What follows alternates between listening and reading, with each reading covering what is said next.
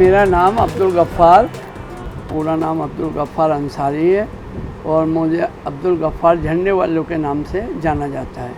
और मैं पिछले 60-62 साल से ये झंडों का काम कर रहा हूँ।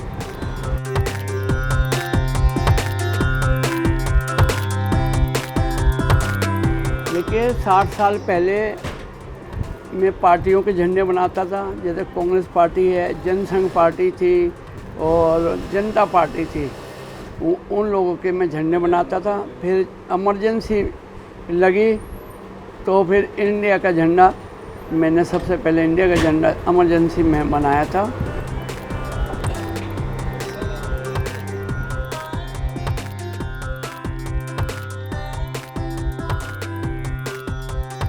सबसे पहले मैंने कांग्रेस से शुरू किया था, उसके बाद मैंने जनसंघ के बनाए।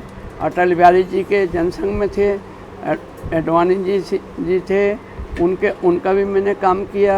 उसके बाद फिर इमरजेंसी में तिरंगा झंडा बनाया। हम स्कूल जाते थे तो पार्ट टाइम में हम अपने पिताजी का हाथ बटाते थे, उसमें थोड़ा मशीन का काम, सिलाई का काम सीख लिया हमने। तो एक दौर ऐसा आया था जब यहाँ पे कांग्रेस पार्टी के हमारे इलाके के काउंसलर हैं थे हाफिज़ अब्दुल अजीज़ साहब, उन्होंने मेरे से कहा भाई ये थोड़े झंडे बनाने, कुछ झंडे बनाने वाला नहीं था जब, कहने लगे ये झंडे बनाने हैं। मैंने कहा जी मैं नहीं बनाऊंगा, मुझे क्या फ़ायदा यार, जब फ्री में बनवा लोगे तुम तो, मैं तो 2 पैसे चाहिए। तो कहने लगे नहीं पैसे मिलेंगे तेरे को, तू झंडे बना दे, ये हमारे 1000 झंडे हैं ये बना दे। मैंने उनके बहुत इसरार पर वो 1000 झंडे बनाए।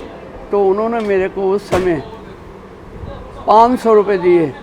तो उस वक़्त 60 साल पहले, 65 साल पहले वो 500 रुपये हमारे लिए बहुत महत्व रखते थे और बहुत बड़ी रकम हम समझ के 500 रुपये लेकर हम बड़े खुश हुए। फिर उनका और काम आया, फिर मैंने तो वो पकड़ लिया। फिर धीरे धीरे मैं इस लाइन में पड़ गया।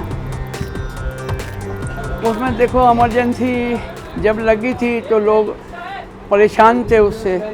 फिर उसमें एक अफसरशाही चली थी जिसमें हर दुकान पे तिरंगा झंडा लगना है और हर मकान पे तो नहीं, दुकानों पे तिरंगा झंडा लगता था। उसका बनाने वाले कोई नहीं थे लोग। फिर मेरे को झंडा बनाना आता था, इसलिए मैंने वो काम शुरू कर दिया। तो मैंने तकरीबन 10-20 हज़ार झंडे ही बनाए होंगे।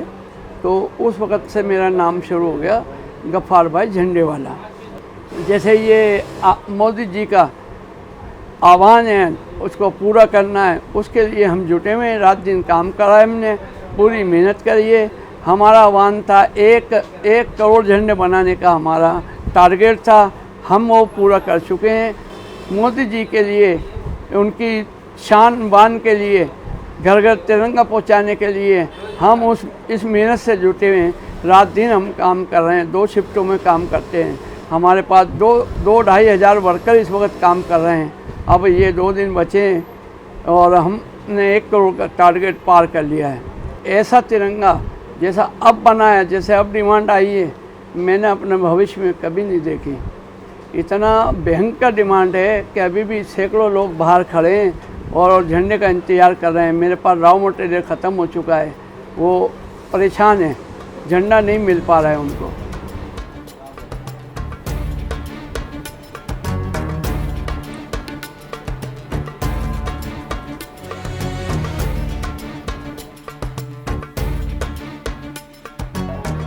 झंडा बनाने का बहुत बड़ा प्रोसेस है। पहले कपड़ा लिया जाता है ग्रे, उसकी धुलाई होती है, धुलाई होने के बाद उसकी प्रिंटिंग होती है, प्रिंटिंग होने के बाद एजर होता है, उसको पकाया जाता है कपड़े को उसके कलर खोलने के लिए। तो फिर उसको प्रिंट होने के बाद वो हमारे पास आता है, कटिंग होता है, कटिंग होने के बाद स्टिचिंग होता है, स्टिचिंग होने के बाद पैकिंग होती है, पैकिंग के बाद वो पूरा तैयार झंडा होता है बेचने के लिए।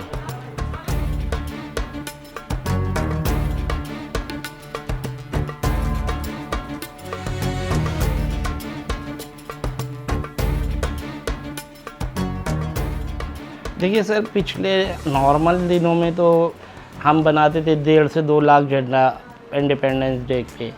अब की बार जो हमारा 50 गुना काम बढ़ा है और लेबर को भी काम मिला है। सर जैसे अभी दिल्ली में आपने देखा होगा बड़े बड़े पोल्स पे झंडे लगे हैं, ये भी हम बनाते हैं और पॉलिटिकल पार्टीज़ के भी हम झंडे बनाते हैं, जैसे बीजेपी कांग्रेस का तो बनाते ही हैं, और जैसे चरखे का है और तिरंगे हैं झंडे जो बड़े अपने सीपी में लगा हुआ है, इस तरीके के भी झंडे हमारे यहाँ से उपलब्ध होते हैं और हमने बनाए हैं और हमारे पास से गए हैं। अब्दुल जी प्रधानमंत्री मोदी की घर घर तिरंगा योजना को सफल बनाने के लिए लगातार झंडे बनाते जा रहे हैं, लेकिन सवाल तो ये है कि इस योजना की आवश्यकता क्यों पड़ी और क्या ये योजना कारगर साबित हो रही है या नहीं।